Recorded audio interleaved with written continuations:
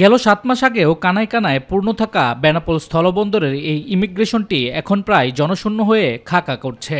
আগে প্রতিদিন বাংলাদেশ থেকে ভারতে যাতায়াতকারীর সংখ্যা ছিল ১০-১২ হাজার, তা নেমে এসেছে শূন্যের কাছাকাছি।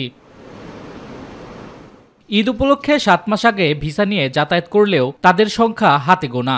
এ নিয়ে দুই দেশের নাগরিকদের মাঝে বিরাজ করছে চরম অসন্তোষ। বাংলাদেশেই নয়, ভিসা জটিলতার কবলে ভারতের চিকিৎসা সেক্টর সহ হোটেল মোটেল বাণিজ্য সহ সর্বোপরি পর্যটন খাতেও ধস নেমেছে। দ্রুত ভিসা জটিলতার অবসান চান তারাও। ঈদের সামনে রেখে প্রতি বছর ভিড় থাকলো, এবার আমরা ভিড় দেখছি না, কারণ ভিসা ভারত কর্তৃপক্ষ বন্ধ করে রেখেছে।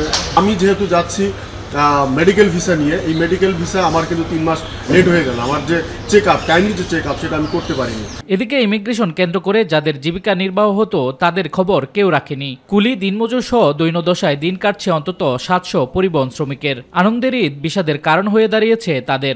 এই বর্ডারটার পরিস্থিতি আগের মতো আর ভালো নেই, সবাই বাজেভাবে দিন যাচ্ছে, সবার খুব খারাপভাবে দিন যাচ্ছে। প্যাসেঞ্জারই নাই, আর যে কিছু পাসপোর্ট আছে মেডিকেল তারা আসা যাওয়া করছে কোনো রকম, আর ইন্ডিয়ান জাতি কিছু আছে, এইভাবে এখন বর্ডার চলছে। এবার যাত্রী চলাচল কম, তবে ঈদ উপলক্ষে ছুটির দিনগুলোতে যাত্রী পারাপার স্বাভাবিক থাকবে বলে জানিয়েছে বেনাপোল স্থলবন্দর কর্তৃপক্ষ। সরকারি ছুটির দিনগুলোতে যাত্রী পারাপার স্বাভাবিক থাকবে এবং এটি প্রতিদিনের মতোই আমাদের যে কার্যক্রম আছে সেটি চলবে। এজন্য বেনাপোল স্থলবন্দরের পক্ষ থেকে পর্যাপ্ত নিরাপত্তা ব্যবস্থা গ্রহণ করা হয়েছে। শামস তাবরিজ উচ্ছ্বাস, মাই টিভি নিউজ ডেস্ক।